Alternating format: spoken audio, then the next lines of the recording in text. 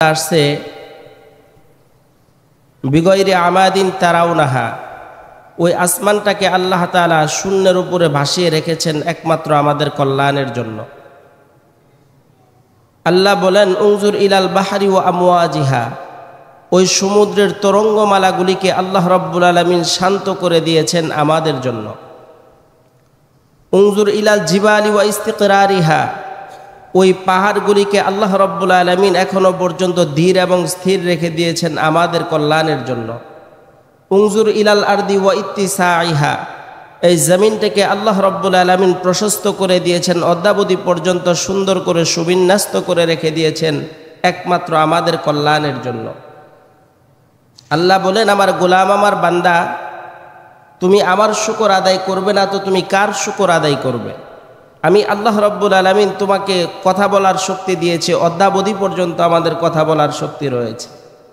ওয়ামা আতাইতুকা লিসানান তামতিকু বিহা, আল্লাহ বলেন বান্দা আমি তোমাদেরকে জবান দিয়েছি যে জবান দ্বারা তুমি কথা বলতেছ।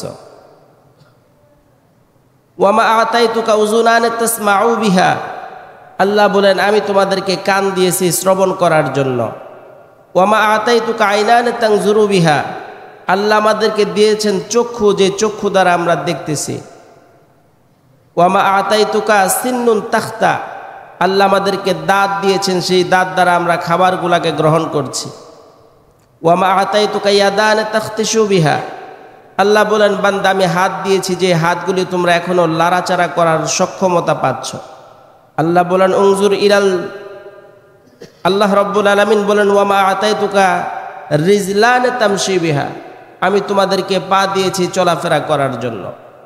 আল্লাহ বলেন উনজুর ইলাল, আল্লাহ রাব্বুল আলামিন বলেন ওয়ামা আতাইতুকা কলবান তাতাফাক্কারু বিহা, আমি তোমাকে একটা অন্তর দান করেছি যে অন্তর দ্বারা ভালো মন্দ বিচার বিশ্লেষণ করার সক্ষমতা তুমি পেয়েছ।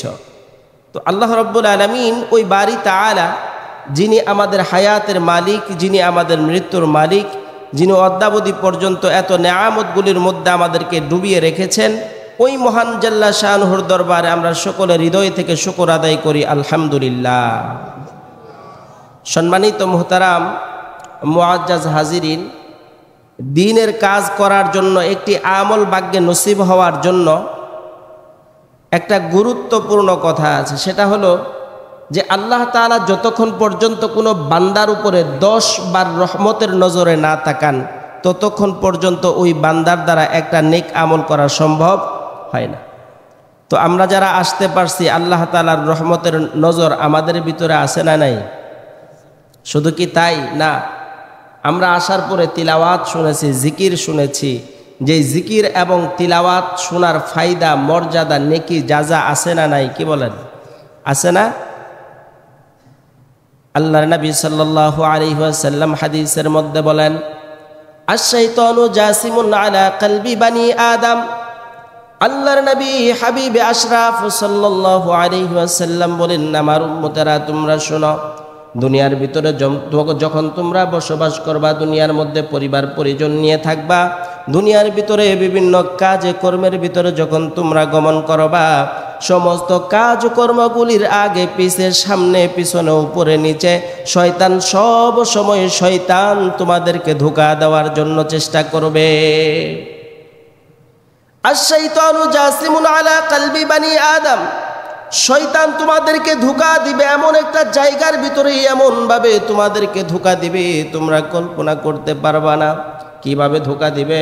যখন আমরা পুকুরের ভিতরে মাছ ধরার জন্য যখন আমরা জালগুলাকে ফেলে দেই, যখন আমরা তৈরা জাল দিয়ে মাছ ধরি, ঝাঁকি জাল দিয়ে যখন আমরা মাছ ধরি, এই জালগুলা পড়ার পরে যদি তার ভিতরে কোনো বড় মাছ পতিত হয়, তাহলে আমরা তাড়াতাড়ি 2-3 জন সেই পানির মধ্যে নেমে যাই। পানির মধ্যে নেমে যাওয়ার পরে যেই জায়গাগুলির ভিতরে লোহা থাকে, পাথর থাকে, লোহা পাথরগুলাকে সুন্দর করে মাটির মধ্যে গেড়ে গেড়ে দেই, আস্তে আস্তে ধীরে ধীরে টানি যেন মাছটা বের হয়ে যেতে না পারে। কথা কোন ঠিক কিনা? ঠিক না? মাছটা যেন কোনো ক্রমে বের হয়ে যেতে না পারে। কেন? জালের ভিতরে বড় মাছ পতিত হয়েছে, এই মাছটাকে বের হতে দেওয়া যাবে না। আল্লাহর নবী বলেন ও আমার উম্মতেরা তোমরা শুনো, শয়তান তোমাদেরকে ধোঁকা দেয়। আশ-শাইতানু জাসিমুন আলা কলবি বানি আদম।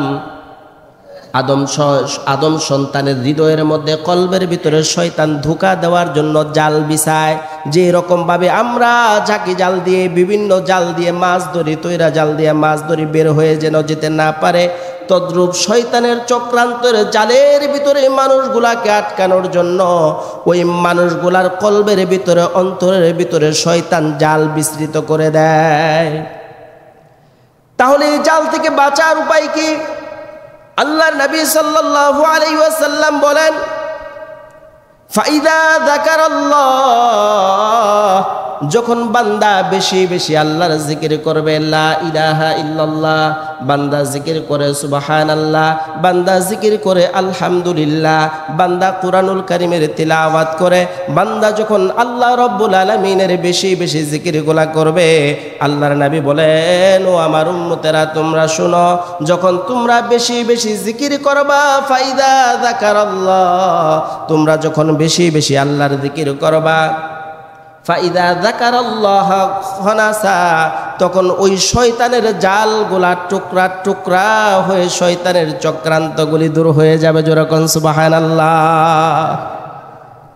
ওয়াইদা গফালা ওয়াসওয়াসা, বান্দা যখন জিকির থেকে গাফেল হয়ে যায়, আল্লাহর স্মরণ থেকে যখন বান্দাগুলি গাফেল হয়ে যায়, আল্লাহর নবী বলেন, তখন ওই বান্দাগুলাকে শয়তানের চক্রান্তের জালের মধ্যে নিয়ে নেয়। তখন ওই বান্দার দ্বারা গুনাহকে আর গুনাহ মনে হয় না, নামাজ না পড়ার নামাজ না পড়া মনে হয় না, মা বাবার সাথে বেয়াদবি করার মা বাবার সাথে বেয়াদবি মনে হয় না, বড়দেরকে শ্রদ্ধা করা এটা দরকার, এটা সে শ্রদ্ধা করাকে মূল্যায়ন করে না। সমাজের ভিতরে গাঁজা খাওয়া, বাং খাওয়া, আফিম খাওয়া, মারামারি করা, অন্যায় করা, অত্যাচার করা, জুলুম করা, অবিচার করা, নির্যাতন করা, তখন সে গুনাহগুলাকে আর গুনাহ মনে করে না, কারণ শয়তান তাকে এমনভাবে চক্রান্ত করে ফেলেছে, মহাবিষ্ট করে ফেলেছে, তখন অন্যায়গুলাকে আর তখন সে অন্যায় মনে করে না। তখন সে অন্যায়কে আর কি মনে করে না? অন্যায় মনে করে না। তার অন্তর যখন গাফেল হয়ে যায়, তখন গুনাহগুলি করা তার জন্য বড় সহজ হয়ে যায়। কি হয়ে যায়? সহজ হয়ে যায়।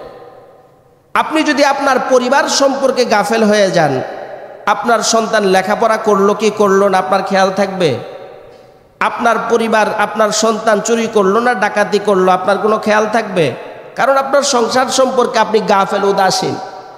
দেখবেন আমাদের সমাজের ভিতরে কতিপয় সম্প্রদায় আছে, বাউল সম্প্রদায়, যারা একতারা হাতে ঘুরে বেড়ায়, বউ নাই, বাচ্চা নাই, যেখানে পায় সেখানে খায়। আছে না নাই?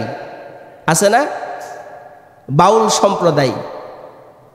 আমাদের দেশের ভিতরে কিছু কিছু জায়গার ভিতরে দেখবেন বিভিন্ন উরসের নামে বাউল সঙ্গীতের আয়োজন করা হয়, হয় না?